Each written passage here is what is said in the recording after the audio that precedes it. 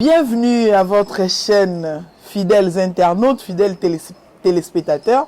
Boza ebele o bolingara Exodus le malukombo boza na banda kuna bino na République démocratique du Congo, partout en Afrique, partout dans le monde, bandeko ya Océanie, Asie, ya Japon, je salue mon vieux Eddie à partir ya Japon, je salue mon vieux à partir des États-Unis, oh abenga ki lobe Exode, mon konzamboka se rendre à l'Isusu.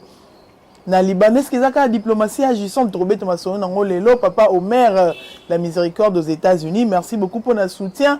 Merci beaucoup pour notre attention, fidèles internautes. Le chef de l'État vient d'effectuer notre voyage à Pepouki, na Mupandi, Yamboka, Angola. Tu continues à faire ma solo, il y a situation sécuritaire. Parce que Mikolo, mission spéciale sécurité Yamboka na biso.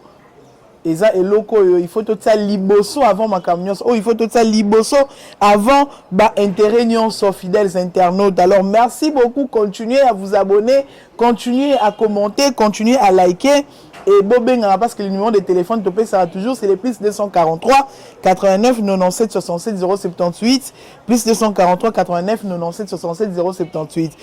Bandeko Balandi. Je dis ici dans l'émission c'est outil koleka que ma situation sécurité mboka na biso ezo concerner tout Congolais. On soit Congolais, même les étrangers vivant sur le sol congolais. On soit lipa ganyaka lipa naye na mbongo oyo azwaka na République démocratique du Congo. Expatrié o aya ko vivre salaka mapa o ya salaka mikate o yes d'ailleurs prochainement za biloko photo telemela eza misala o photo tika kaka ba nationaux ba sala ndenge na ba Nigeria ezali oromona Kongola oteka mesh perruque na Nigeria to komona étranger oteka na Nigeria te sala makamno mususu en huis clos mais koteka boete et puis eza biloko eza réservé exclusivement na nationaux trobeta les solo nango prochainement. Mais ici nous parlons de la sécurité, c'est-à-dire Libanais oya osala usine na yo Indien osala usine Pakistanais wara côté ka lokola Congo ezo profiter eza place ozozwa quelque chose eza place ozozwa ka gain okolinga sécurité ya mboka wana ezala po yo po se retrouver soki ba étranger bazo sala ngo soki kutu lelo ya même des Rwandais. J'ai toujours dit, ce qu'on continue à forum na bango komona entre et eza kutu na opposition comme ma casse, ba tension comme ma casse. Ceux qui comme sous bazui conscience, ba komolo ba ke to lingi to za na kimia na ba congolais parce que ce sont nos frères africains.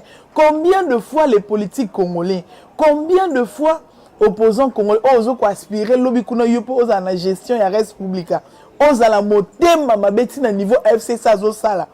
Aujourd'hui, on a vu quand le chef de l'État a commis na mboka Luanda to moni nini ba M23 entre parenthèses pour les ba Rwandais nini ba Rwandais il y a M23 bazo senga na monkonza bazo revendiquer ba droit na bombe bazo senga bazo soutenir rencontre monkonza mboka na Paul Kagame. Ils les soutiennent pourquoi? Parce que baza na ba revendication ya makambo bazo sala. Mais qu'est-ce qu'ils revendiquent? Bazo revendiquer mise en œuvre to pe exécution ya ba corps o bango ba signaka mais ba signaka na FCC ba corps o Kabila signaka na bango oyo parce que nous avions dit que le chef de l'État a kataki ba relation diplomatique nyonso officiellement avec le Rwanda mais aussi ba corps diplomatique nyonso o ba corps commerciaux ba corps économique o ba corps to kati ba corps nyonso mais aussi avec les terroristes. Tango mokonzamboko ba se renda ki na Nairobi ya tebi biso nyonso été on a eu à exclure na conclave on a exclu participation à M23 parce qu'ils sont considérés comme groupe terroriste et les terroristes oyo déjà FCC baeba ki au mode opératoire modus operandi ya banani ya ba M23.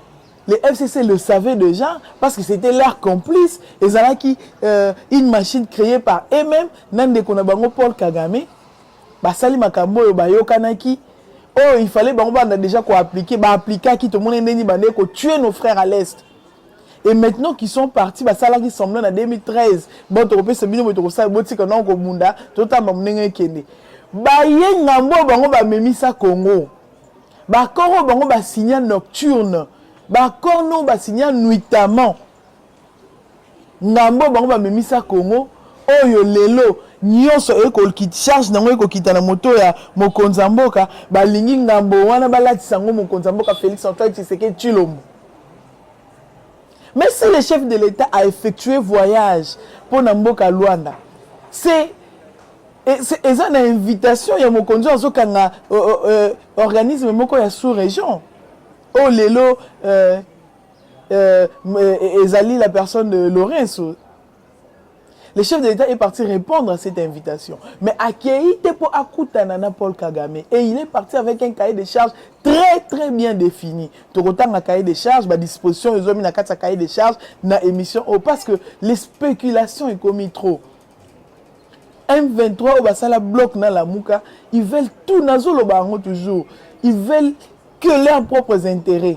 Mais intérêt na bango zanini. Ko yinisa mokonza mboka epa ya peuple congolais pour bango balinga ba laver image na bango ba en 2023. Et nous avions dit que congolais conscient ko beta na masolo élection té. Congolais conscient ko beta na nous kimia ezonga na mboka na biso. Congolais conscient, ce n'est pas que le chef d'État veut s'accrocher au pouvoir. C'est un démocrate, c'est quelqu'un qui a mis à Tsamokil Mobimba témoin. Qui sait ce qui problème ils ont télémélabi sur le côté occidentaux? Qui sait ce qu'ils ont bangoné derrière pour y a qui n'a qu'à Nations Unies que nous allons organiser les élections dans notre pays et dans les délais constitutionnels. Nana yebi ce qui déclaration na franchise. Il y a mon konzamboka, franchise diplomatique, franchise politique. Franchise aux démocraties et aux sénats et sala. Nana yebi so keza yangone et tinda communauté internationale ba indi sa moto monde tala moto yo peuple linga eli sumaka tala moto peuple linga sala ba proposition parce que façon mokonza mboka zo gérer mboka.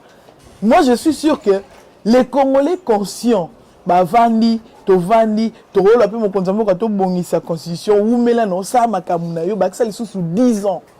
Moi, je suis sûr que les Congolais conscients réfléchissent à Bongo. Et la communauté internationale, ils ont vu que à lire moto azo qui est nango biso ba intérêt na biso na Congo et aussi là. Ba intérêt na biso et aussi là. C'est pourquoi ils sont toujours là derrière. Kaba pays o amiki bango bazo la tsaka puissance. Kaba pays amiki bango melisaka bango makila congolais pour baya ka munene. Mais ces temps-là, ils ont révolu. Ces temps-là, ils ont révolu pourquoi? Parce que le chef de l'État, avec sa diplomatie agissante, tout le monde y a qui na mboka Luanda, mais na Luanda, qu'est-ce qu'il est parti faire? Nous allons lire les cahiers de charges ensemble, parce que c'est le président de la République qui va rencontrer son homologue angolais, ou à la médiation entre Bisso na Rwanda, ou à en même temps médiation entre Bisso du groupe armés. Nous allons parler du Rwanda parce qu'il n'est plus question de coopérer ou de collaborer avec les terroristes. Lesquels terroristes? Il y a M23. Dans les cahiers de charges, Togotan à la disposition, nous disons ici, pas de négociation avec les mouvements terroristes M23 qui du reste doit déposer des armes sans condition ou être désarmés de force. Ils vont déposer les armes. J'avais dit que guerre physiquement, moralement, mais spirituellement. Négociation exactement M23, mais surtout tangi tokitika na disposition ces dispositions premières, ils doivent déposer les armes sans condition. Sans aucune condition, va déposer déjà. Comment va déposer? Parce que à chaque fois, tu dois rappeler que tu es en embargo. Notre pays est en embargo, na makambo Italie armement, mando qui suffisant aux aki nangote. Mais à chaque fois, tu dois quoi ça kaba rebelle rwandais. À chaque fois, tu dois quoi ça kaba ngo. De notre côté, bandeko balandi. Tu dois tika la kanamamdo qui na bango. Donc, d'une manière ou d'une autre, nous avons cette victoire parce que Mando Kiwana, Biso Tozo récupéré en haut. Et ils seront désarmés de force. Alors de force, parce que les numéros 1 et les numéros 2, certes, numéro 00 na bango à Batami, o ezali bo occidentaux pe 001 na bango biso stoyebi ezali Paul Kagame mais o bon balakisa ki biso visiblement bakufaki seulement qui sont incapables de le dire tout haut ata bobomi ba sait quoi te communauté internationale l'opinion nationale et internationale bakoyeba que toko ici déjà bateau yo bango bande ko s'accrocher pe ko tia ko s'appuyer na bango. Tout le monde qui en parlant de ça, tout le monde qui agitation ni Paul Kagame a commis nango. Paul Kagame est très agité. Moto bango ba qui a un caractère silencieux. Moto bango ba qui un baba politique, mais Paul Kagame a commis une agitation à makasi. Alors ba qui a force sous-régionale et Congo ba kan c'était ba longa, nous allons vaincre. Et nous sommes en train de vaincre. Ce qui se passe, juste ce qui s'est passé jusqu'à hier à Roturu et au Salama les souté. Ils sont en train là bazo ba komi na position ya faiblesse ko comme na bango na position ya faiblesse ba komi ko kitisa kana na bango maintenant sur la population chercher à terroriser le peuple parce que bazo mona que ceux qui to bomi awa to sali boye colère na bango ba komi ko déverser na communauté ba komi ko déverser colère na bango sur le peuple congolais, mais ils ne vont pas réussir. Tout continue dans le cahier des charges Nebiso. Deuxième disposition, l'intégrité territoriale de la RDC ne peut faire l'objet ni de transactions, encore moins des compromissions. Je vais dire quelque chose d'important. Tu es bien, tes droits internationaux, ils ont droit, un droit de compromis. Batubayo Kani basali d'ailleurs pour preuve pour na Nations Unies Salama tu es après la sortie il y a deuxième guerre mondiale en 1945 après deuxième guerre mondiale les vaincus se sont mis ensemble les 5 pays détenant le droit de veto ba vandi ensemble ba réfléchir ils se sont mis ensemble basali c'était ça une compromission ils se sont mis ensemble que désormais bitumbe kozali sous-souté et biso mutako zana mandoki o eleki o biso to kozana ngo azati pour faire contrôler monde et recherche auto zana ngo ya malamu za recherche ya kimia mais la paix durable bazo kene à l'encontre makambo bango nyonso bayoka na 1945 ils sont allés à l'encontre mais faiblesse na bango mona sur le plan international na ba guerre nyonso o bango moko ba imposer. Parce que parmi les 5 pays tous en France, il y a Baby Samboka Batou Libye, en complicité dans les États-Unis. Tu as vu Saddam Hussein, tu as vu Syrie, comme si Syrie. Tu as vu na minute que Ukraine comme ezo comme lelo. C'est grâce na bango. Eh ben le chef de l'État a dit ici, dans le cahier de charge à Kenango, il va dire que compromission, mon souveraineté et intégrité territoriale, et que ça, l'objet à taille à compromission, mon côté. C'est pourquoi je nous informe que ce matin, le chef de l'État vient de faire une déclaration ce matin pour dire que Rwanda a sa tête aux faible. Rwanda a kanisate na makanisine. Ce qui Rwanda va lota que de la part de la République démocratique du Congo, nous sommes faibles et même le Congo n'est pas fort, le Rwanda doit se détromper. Que s'il continue, si le Rwanda continue avec ses gestes naie, provocation naie azosala a okuta na biso na nzela naie. Rwanda soka continue a okuta na biso na nzela naie. Kutunga na obakisa que les maigrichons Paul Kagame verra très prochainement sa fin. Très prochainement sa fin. Et pour faire, il y a Paul Kagame, ça, la mabandeko, balanibiso, bozolanda biso, tozo senga la Congolais, nyonso a activé conscience, tout ça la soulèvement, biso to telema, to ose voix na biso, tout ça la unisson, ensemble, tokolonga guerre oyo. L'amour tokolonga guerre oyo. Nako tombolaka mongongo na biso likolo, nako revendiquer ezali ba droit na biso ba droit nini ba droit na biso ya kimia c'est un droit tous on a droit à vivre na kimia tu as droit à jouir tu as droit à bénéficier na ba minerai na biso to exploitant lolenge elingi biso na bandela kango ka ko lo ba disposition constitution na biso ezolo ba que la souveraineté internationale nous appartient. Cette souveraineté internationale est un droit et à la fois un devoir pour na biso ba congolais.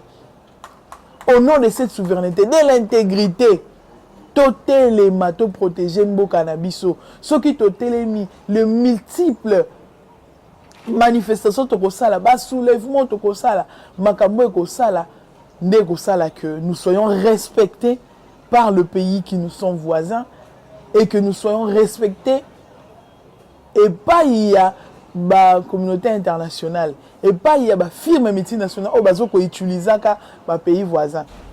C'est seulement quand nous allons prendre conscience. Tant on a conscience de ce que on a Rwanda, c'est fini.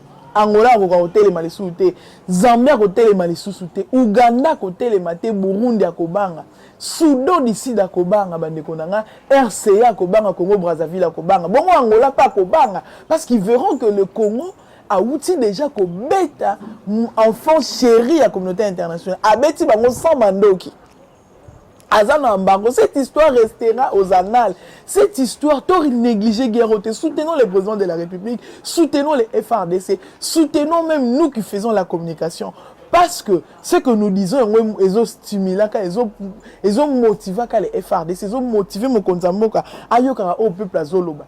Parce que ce que nous venons de dire ici, ils ont le petit peuple azoloba mais azana voix ko komisa ngona mokonzamboka te eza makambo petit peuple azo penser linga kabolonga moninga mais comme azana makokite nous servons de ça pour informer ceux qui sont à l'extérieur et bien évidemment à l'interne mais autant sous ayoka ki mamunde koloba ki na ruturu te onde koloba ki na kasumbale sate onde koloba ki tant sous na kasampate onde ko tant sous na lufa loba ki topé na madimba loba ki alors nous mettons toutes ces idées ensemble où ils ont qui soutenir Mboka na biso. Nous demandons également aux Congolais, ça c'est une demande qu'on a toujours faite.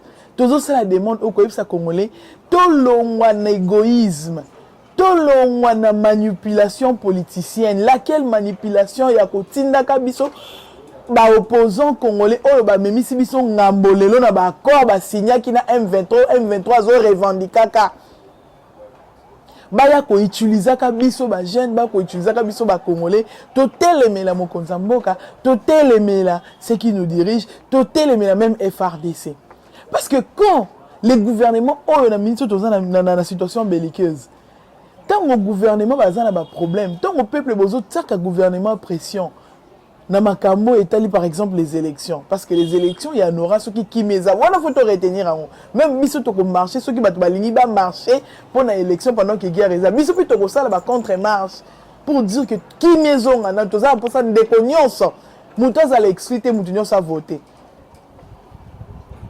alors pour revenir na mtomtondo koloba totika nzela na bato bazo sala mosala ceux qui toza ida malamu toye nango mais totika ko décourager musala o ezo sala ma déjà le chef de l'état n'est pas parti na Angola pour na ba sentiment na ye na nyango bato ba voyager ba yebi moto en mataka avion ayebi ba danger oyo nous courons quand nous sommes dans les airs au gros ça l'accident mutuka pas au bukaneta likolo au bukaneta ko tika pe maboko na makolo ekata na pe mabomo ezali mais oui, bisanga va rescaper dans le monde baza combien ya makamba ba accident ya avion.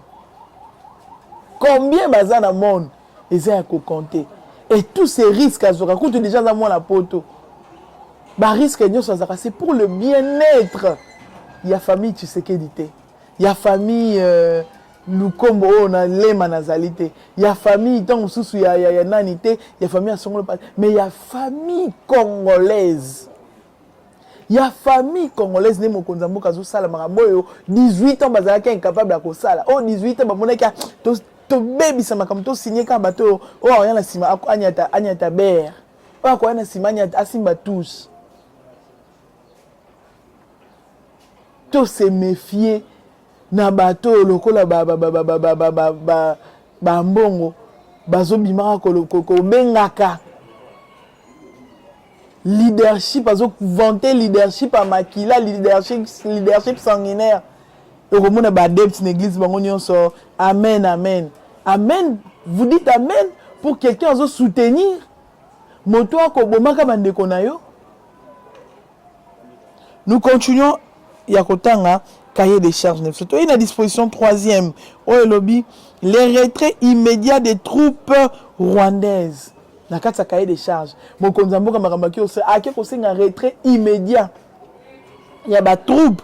Oyo ezali à Rwanda ba troupe ngo ezali za ba M23 na ba Onyos ba Kenda kuto na ba Onyos boyebi que parce que je nous informe que ce matin tout une nouvelle moko ko uta na est ya mboka na biso bandeko ba komeli biso balobi je vais lire ndeko moko komeli biso na tongo na lelo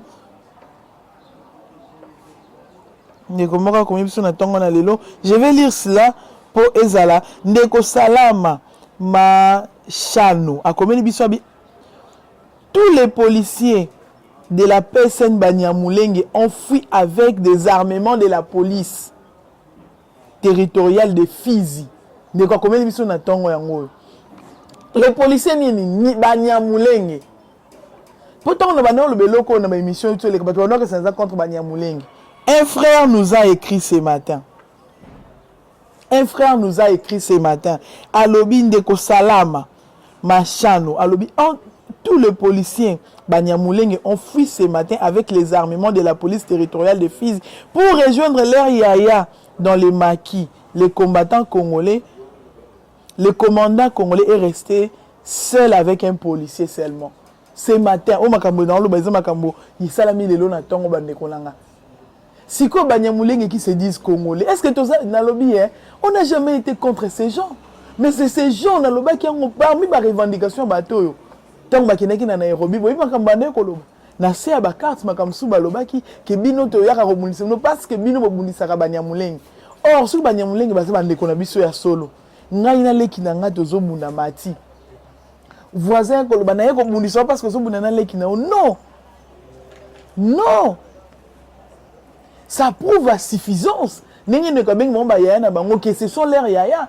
Et ces gens ont mis sur la nationalité. Bateau va intégrer. Tant que infiltration, les gens ne croyaient pas cela. Infiltration facilitée par le pouvoir de 18 ans. Bateau va mais quelqu'un qui vit à l'est, kuna na Fizi, a commis l'émission Makambo lelo. Bakimi kakapona baki ne ko soutenir bateau mais bakimi parce qu'ils ont compris que l'identification dans la police peut l'armée zobana.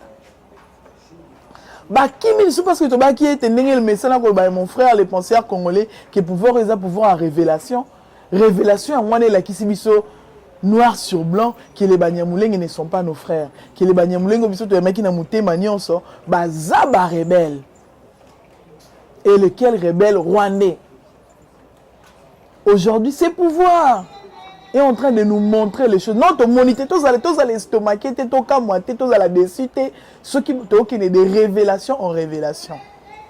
Mais parce que nous parlons de tous ces cahiers des charges, tout continuer dans ma caméra, tout ça, loba. Quatrième disposition, et lobby boy. La RDC reste attachée à la paix dans la région et à la politique de bon voisinage. Le Félix Antoine Tshisekedi Tshilombo. Il est attaché à la paix.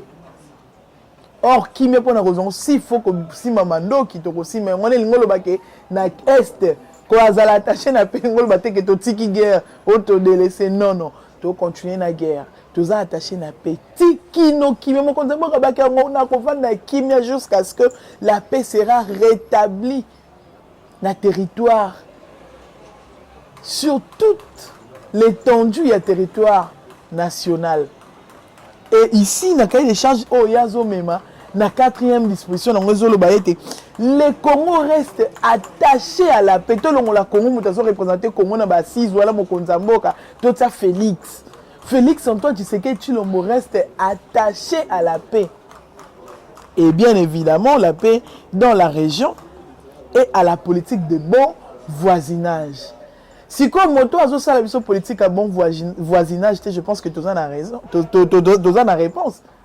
Pour ceux qui n'ont lobby, en tout cas, nous avons écoute que na olia.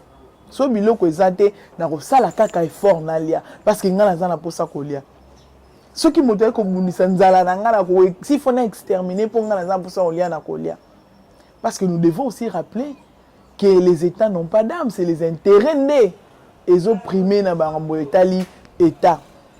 C'est les intérêts étatiques qui priment, les intérêts d'abord internes. Alors pour les intérêts internes na biso biso tona pour sa politique à bon voisinage yo linyango te to quoi imposer yo. Parce que tout le monde a tout le but attaché à la paix, nous voulons de la paix, mais la paix sans armes à la raté. Même si comme les nations États-Unis ne vendent pas de bois à Roussimba, il y a un kimio azali, pour azana mandoki, pour bazana bois. L'icolo nango mokonzambo ka bonne nouvelle pour n'achiter na wana le chef de l'État qui a eu avant qu'il ne à paix pour qui na mokonzambo ka il y a Angola, il a été au téléphone pendant 1 heure avant avec Vladimir Poutine. Cet appel est précédé, et l'autre précédent qui a été précédé par la rencontre. Il y avait les grands diplomates qui est de notre fédération d'ailleurs de l'IDPS Afrique du Sud, c'est lui qui est le patron et mécanisme. Il a suivi, il y a accord, le vieux Claude Ibalanki. Ou à Koutanaki, un représentant, on a chargé d'affaires. Il y a Russie, Namboka, la République démocratique du Congo, Nabutu, Namboka, Sololi. Plus d'1 heure au téléphone avec Vladimir Poutine. Et je nous informe que Tobeta Maboko, parce que plus de 12 drones, je précise, et Zoya Namboka Nabiso. Tu es bien sur la Mali. Drone. Je pense que a déjà. Vous embargo. Vous continuez de prolonger l'embargo. Mais de bonnes choses arrivent très prochainement. Mais surtout le bango parce que je pense que prochainement, toujours la chaîne Nabiso Bokolanda, il y a des révélations sur ce qui s'est passé dans Angola. Effectivement, comment les choses vont se passer dans FRDC à l'arrivée des drones qui vont arriver. Prochainement, c'était Exodus. Lema Lukombo pour les intimes oyo alingai ko servir bino le numéro de téléphone pour na moto nyo ça za pour ça yakobenga apesa biso à ça la commentaire à féliciter